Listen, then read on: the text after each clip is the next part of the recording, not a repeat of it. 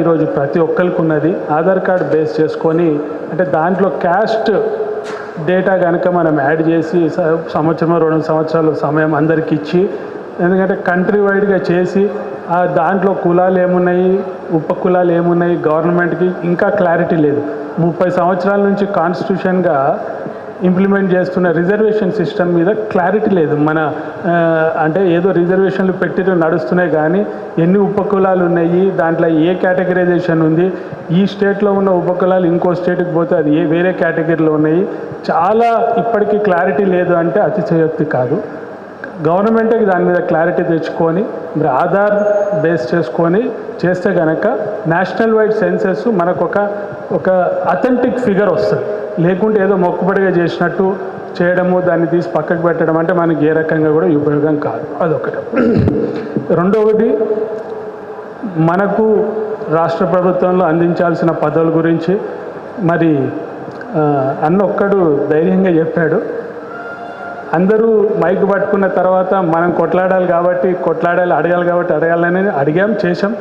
కానీ వాస్తవంగా కూడా అన్నట్టుగా మన వాళ్ళకి వస్తే బాగుండు, ఎవరికొకరికి వస్తే బాగుండని మనసు తపన పడుతూ ఉన్నా మరీ అక్కడ ఉన్న వాళ్ళకే, ఎమ్మెల్యేలకే, గెలిచిన వాళ్ళకే, సీనియర్ నాయకులు 20-30 ఏళ్ళకు ఉన్న వాళ్ళకే మరి అక్కడ అవకాశం రాని పరిస్థితి. అట్లాంటి సందర్భంలో కేవలం కులం ప్రాతిపదిక మీద ఎమ్మెల్సీలు ఇచ్చి మంత్రి పదవి ఇస్తే చాలా అదృష్టం. మనకు అంతకన్నా ఎక్కువ మనము ఒక కులాన్ని గౌరవించుకునేట్టు అవుతాయి. కానీ ఇస్తారా అనేది ఒక పెద్ద ప్రశ్న. కాకపోతే మనం పోరాడాలి, అడగాలి, చేయాలి. కానీ దానికి తగ్గట్టు కూడా మనకు క్యాండిడేట్స్ ముందుకొచ్చి కనీసం ఒక 4-5 జాబితాన ఈరోజు ఇగో వీళ్ళు ఇంత సీనియర్ మోస్ట్ పర్సన్స్ ఉన్నారు ఇవ్వండి అని మనం అడగగలిగితే బాగుండు. దురదృష్టవశాత్తు ఆ పరిస్థితి లేదు. అయినా అడిగిందైనా అమ్మైనా అన్నం పెట్టదు కాబట్టి మనం అడుగుతూనే ఉండాలి. మనకు ఇప్పుడున్న అంజన్ కుమార్ అన్న కానీ మరి ఆయనకి ఎమ్మెల్సీ ఇచ్చి మంత్రి పదవి ఇస్తారా?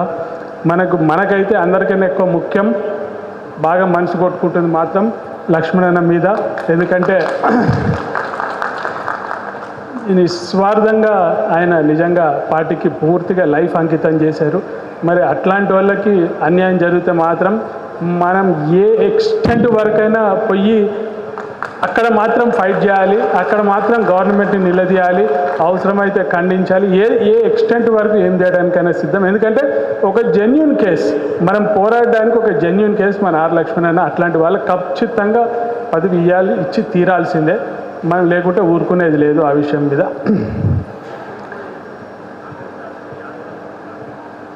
అన్నా అదే రెండు అవి అంతకన్నా మనకు ఇటు యాదవ్స్కి అటు పార్టీకి చేసిన వ్యక్తి లేరు.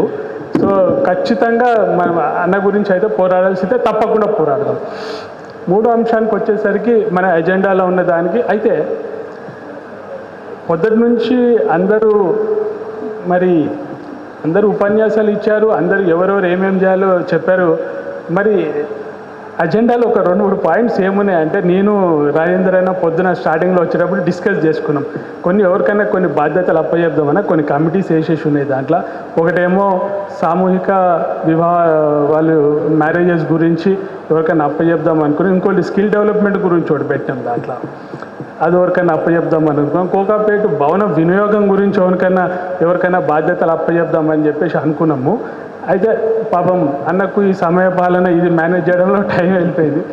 ఒకరు అంటే బొంతు శ్రీదేవి సిస్టర్ మాత్రం నాకు స్కిల్ డెవలప్మెంట్ మీద నేను చేస్తానే, నాకు ఆ బాధ్యత నాకు అప్పచెప్పండి అని చెప్పేసి తను ఉన్నప్పుడే చెప్పడం జరిగింది. సో తనని స్ఫూర్తిగా తీసుకొని మనం ఉన్న వాళ్ళల్లో కూడా కొంచెం స్వచ్ఛందంగా నేను ఈ పని చేస్తాను నాకు ఈ బాధ్యతలు అప్పచెప్పండి అంటే మనకు చేయడానికి కూడా ఈజీగా ఉంటుంది. స్వచ్ఛందంగా ముందుకొచ్చి వెంకట నరసన్న కూడా ముందుకొచ్చి నాకు ఎడ్యుకేషన్ రిలేటెడ్ నాకు మంచి ఇది ఉన్నది ఇంట్రెస్ట్, ప్లస్ నేను ఆ ఫీల్డ్ స్కిల్ డెవలప్మెంట్ ఏమైనా అప్పచెప్పినా నేను చేస్తున్నాను అన్నారు. మళ్ళీ ఒకసారి కూడా డిస్కస్ చేసుకొని 3 మెంబర్ కమిటీ కానీ 5 మెంబర్ కమిటీ కానీ వేసి ఖచ్చితంగా చేద్దామనేది ఉద్దేశం. నెక్స్ట్ ఇంపార్టెంట్ ప్రతి ఒక్కరు కూడా ప్రస్తావన చేసింది ఏంటంటే మెంబర్షిప్ డ్రైవ్. రాష్ట్ర స్థాయి మెంబర్షిప్ నుంచి, జిల్లా మెంబర్షిప్ నుంచి, మండల స్థాయి నుంచి, విలేజ్ స్థాయి వరకు ఎస్, ఖచ్చితంగా నాకు మచ్చ శ్రీనివాస్ అన్న చెప్తుంటే అంటే వాళ్ళు చేసిన కష్టం నాకు తెలుసు. ఆ రోజు నుంచి కూడా మెంబర్షిప్ డ్రైవ్ అని అంటే ఇంత టెక్నాలజీ లేని సమయంలో కూడా వాళ్ళు బుక్స్ పట్టుకొని ఊరూరా తిరిగి చేసి దాదాపు 30-40 సంవత్సరాల క్రితం కృషి చేసిన విషయం నాకు తెలుసు. ఆ రోజు ఒక డ్రైవ్ అనేది జరిగింది. ఇవన్నీ కూడా వారి చేసిన కష్టం మాకు దృష్టిలో ఉంది. దురదృష్టవశాత్తు మరి కొంచెం ఆ డేటా అంతా ఎక్కడుంది ఏం సంగతి మనం తీసుకొని దాన్ని భద్రపరుచుకొని ఇవాళ మనకు టెక్నాలజీ వచ్చింది, కంప్యూటరైజ్ చేసి ఆ డేటా అంతా కూడా డిజిటైజ్ చేస్తే బాగుంటుంది అని చెప్పేసి నా ఆవేదన.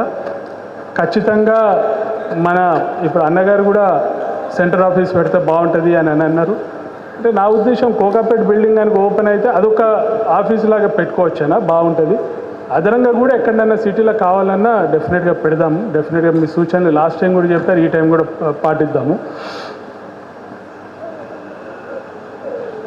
సో నేను చెప్పదలుచుకుంది ఏంటంటే డెఫినెట్గా ఫస్ట్ జిల్లా కమిటీస్ వేసుకోండి. జిల్లా కమిటీస్ 11 మందితోట 15 మందితోట ఫస్ట్ జిల్లా కమిటీస్ వేసుకోండి.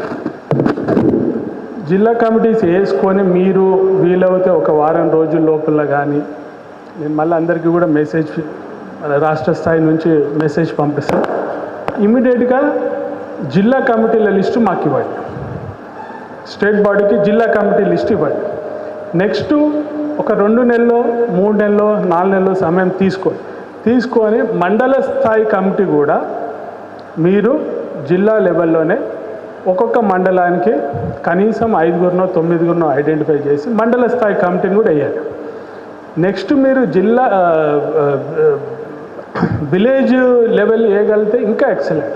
కనీసం ఊరికి ఒక్కరన్నా ఒక రిప్రజెంటేటివ్ మన యాదవ్ విలేజ్ లెవెల్ కమిటీ ఒకరో ఇద్దరినో వేయగలిగితే ఎక్సలెంట్. మేము ఏం చేస్తామంటే రాష్ట్ర స్థాయి నుంచి మేము డిస్కస్ చేసుకొని అనుకున్న విషయం ఏంటంటే ఈ 2 నెలలు 3 నెలలు 4 నెలలు మీరు టైం తీసుకొని ఎప్పుడైతే మీరు మండల కమిటీ అంతా కూడా సిద్ధంగా ఉందని మాకు మండల కమిటీ లిస్ట్ ఇస్తే మేము స్టేట్ బాడీ నుంచి మీ జిల్లా పర్యటన మొదలు పెడతాం. జిల్లా పర్యటన ఎందుకంటే మీరు మీటింగ్ పెట్టడానికి 2 పద్ధతులు చూస్ చేసుకోవచ్చు. ఒకటి ఉమ్మడి జిల్లాలో కానీ లేకుంటే కొత్తగా అయిన జిల్లాలలో కానీ జిల్లా స్థాయి మీటింగు 1000-2000 మంది 3000 మంది మీకు ఆర్గనైజ్ చేసుకోవడానికి ఎట్లా వీలుంటే అట్లనన్నా పెట్టండి, మీ ఇష్టం అది. లేదా ఒక దగ్గరికి ఇవాళ బహిరంగ సభలు ఖర్చుతో కూడుకున్న పని, జనాలు వస్తారు రారు, కొంచెం కోఆర్డినేషన్ ఎఫర్ట్ అంటే ఇండివిజువల్ మండల్ స్థాయిలో పెట్టండి. మేము స్టేట్ బాడీ మొత్తం మండల్ లెవెల్లో పోదాం. అక్కడ ఒక 50 మంది ఉన్నా చాలు, 100 మంది ఉన్నా చాలు. మండల్కి తిరిగి అవసరమైతే ఓ రోజు వస్తాం, పొద్దున 2 మండలాలు సాయంత్రం మండలాలు వచ్చి కవర్ చేసుకుంటాం. లేకుంటే 2వ రోజు 3వ రోజు వచ్చి మండల స్థాయికి కూడా వెళ్తుంటే మండల్ కమిటీస్ కూడా అరే స్టేట్ బాడీ వచ్చింది మా దగ్గరికి, జిల్లా బాడీ వచ్చిందని వాళ్ళకు కూడా ఒక ఉత్సాహం వస్తుంది. ఆ రకంగానే చేద్దాం. మీకు ఏది కన్వీనియంట్ ఉంటే అది చేయండి. ఒక 3 నుంచి 6 నెలలు టైం తీసుకొని మాకు ఆ లిస్టులన్నీ ఇస్తే కూడా మేము ఇక్కడ ఆఫీసు సెటప్ లాగా చేసి ఒకరిద్దరు ఎంప్లాయీస్ని నేను పర్మనెంట్గా పెట్టి ఈ డేటా అంతా కూడా భద్రపరిచే కార్యక్రమం డెఫినెట్గా చేద్దాం. ఇంకోటి కూడా చాలామంది సూచనలు ఏం చేశారంటే ఇప్పుడు మన బైలాస్ అనేవి చాలా రోజుల నుంచి మనం అంటే మన పెద్దలు దాన్ని నిర్ణయం చేశారు, మనం అవి అలా పాటించుకుంటూ వచ్చాం. కావాలనుకుంటే అవసరం అనుకుంటే ఒకసారి బైలాన్ని మన స్టేట్ బైలాస్ ఎట్లున్నాయో చూసుకొని ఏమన్నా దాంట్లో మార్పులు చేర్పులు ఏమైనా చేసుకోవాలన్నా సూచనలు సలహాలు ఏమైనా ఉన్నానన్నా ఏమైనా ఉంటే మీరు చెప్పండి. దాంట్లో భాగంగా 1-2 సలహాలు ఏమొస్తున్నాయంటే మనకు జిల్లా స్థాయిలో కానీ రాష్ట్ర స్థాయిలో కానీ అంటే చాలా రోజుల నుంచి ఒకటే పదవిలో ఉన్నారు, వాళ్ళకి వేరే వాళ్ళకి అవకాశం ఇస్తే బాగుంటుంది. ఇప్పుడు మండల్ లెవెల్ ఉన్నవాళ్ళు జిల్లా లెవెల్కి రావడం, జిల్లాలో ఉన్నవాళ్ళు స్టేట్ లెవెల్కి వచ్చి మిగతా వాళ్ళకి అవకాశాలు ఇస్తే బాగుండన్న సూచనలు చాలా మేరకు వస్తున్నాయి. డెఫినెట్గా అది కన్సిడర్ చేసుకుందాం. ఇప్పుడు స్టేట్ బాడీ కూడా దాదాపు 44 మంది ఉన్నాం. అవసరం పెట్టుకుంటే 10-20 మందిని ఒకసారి స్టేట్ లెవెల్లో డిస్కస్ చేసుకొని పెంచుకొని జిల్లా స్థాయి నాయకుల్ని, జిల్లా అధ్యక్షుల్ని ఎవరైతే మేము కొద్ది రోజులు చేసాం, మాకు చాలు, మాకు రాష్ట్ర స్థాయిలో ఏమైనా అవకాశాలు ఇవ్వండి అనుకొని వాళ్ళు స్వచ్ఛందంగా ఇటు రావాలనుకున్న వాళ్ళకు అవకాశం ఇవ్వచ్చు. మీకు జిల్లాలలో ఇంకెవరికైనా అవకాశం ఇవ్వాలంటే అలా ఇవ్వచ్చు. లేదంటే ఒక 5 ఏళ్ళు మించి ఒకే పోస్ట్లో మనం కంటిన్యూ అవుతే ఇంకేమన్నా మీకు ఒక స్టెప్ చేసుకొని ఇంకెవరికైనా కొత్త వాళ్ళకి అవకాశం ఇవ్వాలన్నా ఇవ్వచ్చు. ఇవన్నీ కూడా మనం మెల్లమెల్లగా బయలాలు సవరించుకొని ఒక్కొక్కటి కూడా స్టెప్ బై స్టెప్ చేద్దామనేది ఆలోచన. అట్లాగే ఇంకేమైనా ఉన్నాయా పాయింట్స్ నెక్స్ట్ అంతే. కోకాపేట్ది కూడా ఓపెనింగ్ది ఇవాళ కూడా డిస్కస్ చేసినాము. సీఎం అపాయింట్మెంటు తీసుకుందామని చెప్పేసి చాలా ట్రై చేస్తున్నాం. మన లల్లు అన్ననే ఒక 2-3 నెలల క్రితము చాలా గట్టిగా ఆయన సీఎం గారి పిఏతో గట్టిగా ట్రై చేశారు. కొంచెం సీఎం గారి ఒత్తిళ్ళు కానీ ఇది కానీ షెడ్యూల్ కుదరక అది సెట్ అవ్వలేదు. ఖచ్చితంగా అతి త్వరలో అపాయింట్మెంటు సెట్ చేస్తానని అంటున్నారు. మనకు మన సంఘంలో ఉన్న కాంగ్రెస్ ప్రముఖుల ద్వారా ఇంకెవరి ద్వారానైనా కొంచెం సీఎం అపాయింట్మెంట్ మనకు దొరికితే వెళ్ళిపోదాము. ఎందుకంటే ఇప్పటి నుంచి కొంచెం ప్రెజర్ వేస్తేనే మనకు 2-3 రోజులలో ప్లస్ మనం పెట్టిన అజెండాలో పెట్టిన ఐటమ్స్ కానీ కోకాపేట భవన వినియోగం కూడా ఒక అంశము. అది కేవలం ఇన్ని రోజులు మనకి ఎంతసేపు హాస్టల్, అది ఒక హాస్టల్ పర్పసే అనుకున్నాం. కానీ కేవలం హాస్టల్కే దాన్ని పరిమితం చేయాలా, లేదంటే అందరికీ రాష్ట్ర వ్యాప్తంగా కూడా అందరికీ పనికొచ్చే విధంగా కల్చరల్ యాక్టివిటీస్ కానీ అక్కడ పొలిటికల్ చిన్న చిన్న మన సంఘానికి సంబంధించిన మీటింగ్స్ కానీ ప్లస్ మనము దీంట్లో మెన్షన్ చేసినామంటే మనకేదైతే అనుసంధానమై ఉన్నాయి. ఇప్పుడు చలకాని వెంకట్ గారు ఈరోజు కొంచెం కోర్టులో బిజీ ఉన్నాను రాలేదని అన్నారు. నేను యాదవ్ మహాసభకే విద్యావంతుల వేదిక అనుసంధానమై ఉంది, నేను మదర్ బాడీగా గుర్తిస్తున్నాం, మేము కలిసికట్టుగా పనిచేస్తామని వాళ్ళు ఒప్పుకోవడం జరిగింది. అట్లా మనది మదర్ బాడీగా గుర్తించిన సంఘాలు ఏవైతే ఉన్నాయో డెఫినెట్గా కలిసి పనిచేద్దాం. ఈ అంశం ఒకటి చాలా సెన్సిటివ్ ఇష్యూ ఒకటి డిస్కషన్కి వస్తుంది ప్రతిసారి. ఏంటంటే పుట్టగొడుగులాగా చిన్న చిన్న సంఘాలు వస్తున్నాయి, దాన్ని మనం అరికట్టలేమా, దాన్ని మరి మనం యాక్టివ్ లేక కొంచెం వస్తున్నాయి అంటే దాన్ని చూసే విధంలో 2 విధాలుగా చూడవచ్చు. ఒకటి, మనం 35 లక్షల మంది జనాభా ఉన్నాం. కేవలం మనం యాక్టివ్గా ఉన్నా కూడా ఎంత ఏం చేసినా కూడా ఇన్ని లక్షల మందిలో కొన్ని అభిప్రాయ భేదాలు ప్లస్ రకరకాల విభేదాలు రావడం కామన్. ఏమైనా మేము సపరేట్ పని చేసుకున్నామంటే మనకు పోయి లిటరల్గా మనం పని కట్టుకొని పోయి వాళ్ళు ఆపే పరిస్థితి అవసరం లేదు అని నేను అంటాను. అట్లని ఎవరి దుకాణం వాళ్ళని తెలుసుకొని ఇద్దామంటే అట్లా కూడా అవసరం లేదు.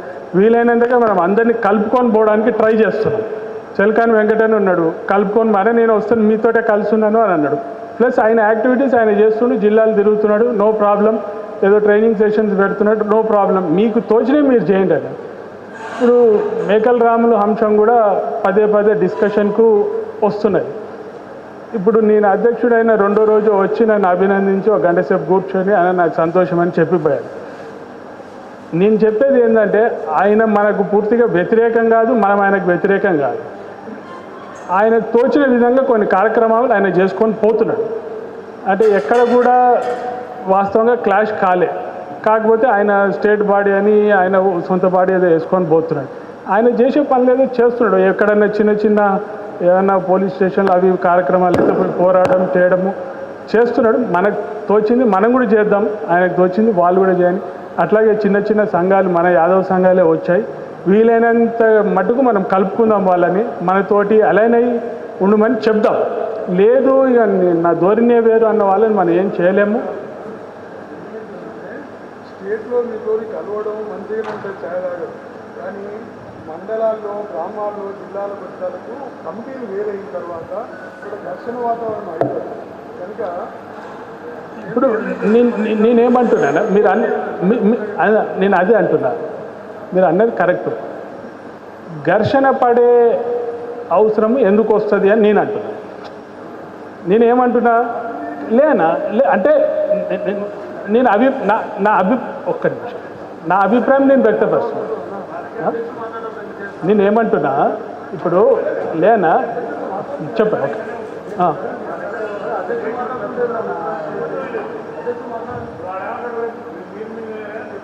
సరే కదా. చిలకాని వెంకటు ఒక్క నిమిషం అంటే లేనా నా మాట వినండి, నా మాట వినండి కదా, నా మాట వినండి. నేను అదే అంటున్నానా, ట్రైనింగ్ అయినా ఎవరిని చేస్తుండు, ఏం చేస్తుండు? ఇప్పుడు యాదవులకు ఉపయోగపడే కార్యక్రమమే చేస్తే పర్లేదు. ఇప్పుడు నేనేమంటున్నా, ఓకే మీకు జిల్లాలల్లో చిన్న చిన్న ఇబ్బందులు అవుతున్నాయి, నేను అది అంగీకరిస్తాను. కానీ వీలైనంత మటుకు మనకు ఎవరిని ఏం చేసినా యాదవుల్ని కొంచెం ముందుకు తీసుకెళ్లే కార్యక్రమాలు ఏమంటే మన జాతి గౌరవం పెరగాలని, మనోళ్ళకి ఏదో అవకాశాలు రావాలని ఇప్పుడు రేపు పొద్దున మన రాజారామనే చేస్తుంది. మనం ఈరోజు డిస్కస్ చేసిన విషయం రేపు ఆయన చేస్తుంది, తప్పులేదు అని నేను అంటాను ఒక రకంగా. So objectives, AIIMS, goals same అయినప్పుడు ఇబ్బంది లేవు. మరీ విరుద్ధంగా పోయినప్పుడు మనం వాళ్ళని పక్కకు పెట్టేసుకొని మన కార్యక్రమాలు మనం చేసుకుందామని అంటున్నాను. నేను ఇబ్బందులు లేవు అని అంటలేను, కొంచెం మీకు ఇబ్బందికరం అయినా సాధ్యమైనంత మటుకు కలిసి పోదామని చెప్తున్నాను, ఒక వెరిఫికేషన్ అంతే. సో ఇప్పటికే చాలా సమయం అయింది, ముగిద్దాం. డెఫినెట్గా ఈరోజు అందరిచ్చిన సూచనలు సలహాలు సూచనలు సలహాలు అన్నీ కూడా పాటిస్తాం. లాస్ట్ ఒక్కటి యాదగిరిగుట్టది కూడా అంశం ఈరోజు మనం దాంట్లో అజెండాలో మెన్షన్ చేసాం. పొద్దున కూడా నేను మెన్షన్ చేసిన టోటల్ 180 రూమ్ల ప్రాజెక్ట్ అది. దాదాపు 30 కోట్ల ఎక్స్పెండిచర్ తోటి ప్లాన్ చేసింది. అది మనం ఇంతవరకు అంత లార్జ్ స్కేల్ బిల్డింగ్ కట్టలేదు. మంచిగా ఈ రోజున్న లేటెస్ట్ డిజైన్ కానీ లేటెస్ట్ ఫెసిలిటీస్ తోటి ఒక మంచి బిల్డింగ్ కట్టాలన్న ఉద్దేశంతో ఉన్నది. ఇది దాని బ్రోషరు, నేను సాఫ్ట్ కాపీ అందరికీ పెడతాను. దీని మీద మెయిన్ ఒక 7-8 మంది సభ్యులు అందరికి ఇస్తాను. బాగా వర్క్ చేసాం. మన ఈరోజు వేణుగోపాల్ అన్న రాలేదు, ఈరోజు బాలమల్లేష్ అన్న, మన ధరబైన సీను, యశ్వంత్, అట్లాగే జయకిషన్ ఈరోజు రాలేదు, జయకిషన్ అన్న, వీళ్ళందరూ కూడా మనీష్ ఉండో లేదో ఉన్నాడు, లక్ష్మణ్ అన్న, అంతా కూర్చొని దీన్ని బాగా ప్లాన్ చేసి ఒక్కొక్క రూమ్స్ ఎన్ని వస్తున్నాయి, ఏం సంగతి, దీని బడ్జెట్ ఎట్లా చేస్తాం, దీని రూము రేట్ ఎట్లా పెడదామని చెప్పేసి 4-5 సార్లు కూర్చొని ఒక డిసిషన్కి వచ్చి ఇదంతా బ్రోషర్ కొట్టాం. దీనిపైన కూడా ఇంకేమైనా సూచనలు సలహాలు ఉంటే మీరు చెప్పండి. 12 లక్షల నుంచి 18 లక్షల దాకా ఒక రూమ్ అవుతున్నది. డీలక్స్ అనుకోని అన్ని డీలక్సే చేస్తున్నాం. దాన్ని లేదంటే డీలక్స్ అంటే ఏమన్నది, ఏసీ కొంచెం బెడ్ అది బాగుంటుంది, అది 50,000 పెడితే వచ్చేస్తుంది. దాంట్లో ఇంకా నార్మల్ డీలక్స్ ఎందుకు, అన్ని డీలక్స్ రూమే చేస్తున్నాము. సూట్ రూమ్స్ మాత్రం 28 లక్షల నుంచి 30 లక్షల వరకు సూట్ రూమ్ అవుతున్నది. ప్లస్ ట్రస్ట్ మెంబర్షిప్కి 11 లక్షల రూపాయలు సపరేట్ పెట్టాం. ఒక 30-35 మంది కేవలం ట్రస్ట్ మెంబర్స్ అవుతున్నారు. ఇప్పటిదాకా ఫస్ట్ ఫేజ్లో 57 రూమ్లు ఉంటే నేను అనుకుంటే దాదాపు 30-35 రూమ్స్ బుక్ అయిపోయినాయి. ఇంకా కేవలం 10-15 రూమ్సే ఉన్నాయి.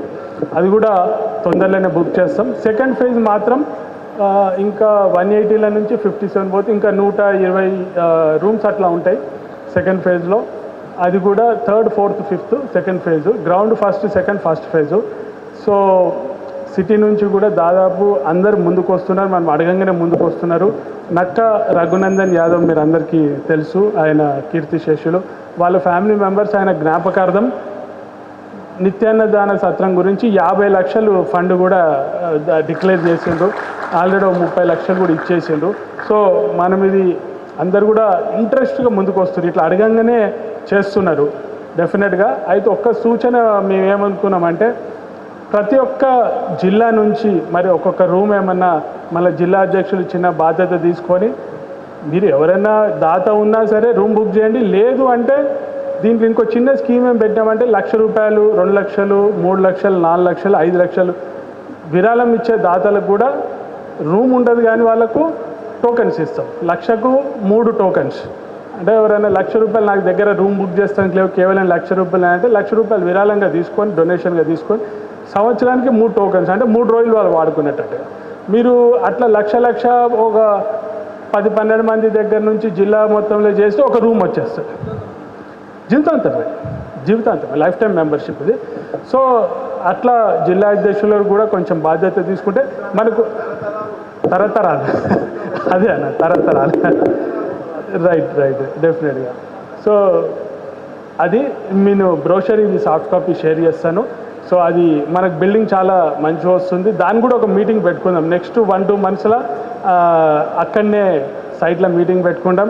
దానికి మనకు ఎప్పుడు మీటింగ్లలో చెప్తాం. మన ప్రకాష్ యాదవ్ గారు దానికి ఫౌండర్ చైర్మన్, అట్లాగే మన బాబురావు గారు దానికి చైర్మన్. ఇప్పటికీ వాళ్ళు బాధ్యత తీసుకొని ముందుకు చేస్తున్నారు. ఎక్కడ ఫస్ట్ డొనేట్ చేసినందుకు అక్కడే బీజం పడింది. తర్వాత 30 గుంటలు మనం ఆయన దగ్గరనే చేసి ఇదంతా కూడా కన్స్ట్రక్షన్ స్టేజు ఫుటింగ్స్ లేసి ఫస్ట్ స్లాబ్ పడే స్టేజ్ ఉంది. ఆల్రెడీ ₹1 చిల్లర దాని మీద ఎక్స్పెండిచర్ కూడా అయిపోయింది. సో అవన్నీ కూడా ప్లాన్ చేస్తున్నాము. సో డెఫినెట్గా అక్కడ కూడా మీటింగ్ పెట్టుకుందాము. ఇప్పటికే చాలా సమయం అయిపోయింది. అన్ని పాయింట్స్ కవర్ చేస్తాను అని అనుకున్నాను. డెఫినెట్గా మళ్ళీ ఇంకో 3 నెలల్లోనో 6 నెలల్లోనో ఒక్కటే నిమిషం డెఫినెట్గా ఇంకొక ఎగ్జిక్యూటివ్ మీటింగ్ పెట్టుకుందాం. లాస్ట్కి నాది చిన్న సూచన అనుకోండి, సలహాలు అనుకోండి. ఈరోజు మనం ఇబ్బంది పడ్డది చూస్తున్నాం. పొద్దున 11 గంటలకు మొదలు పెడితే ఇప్పుడు 6 అయింది. అయితే ఇది మనం అంటే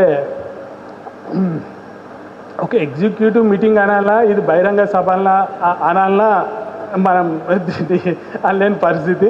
ఇది ఒక హైబ్రిడ్ మోడల్లో చేస్తున్నాం మనం. It is neither executive meeting నారే బహిరంగ సభ, ఎగ్జిక్యూటివ్ మీటింగ్ బహిరంగ సభ మోడల్లో చేస్తున్నాం మనము.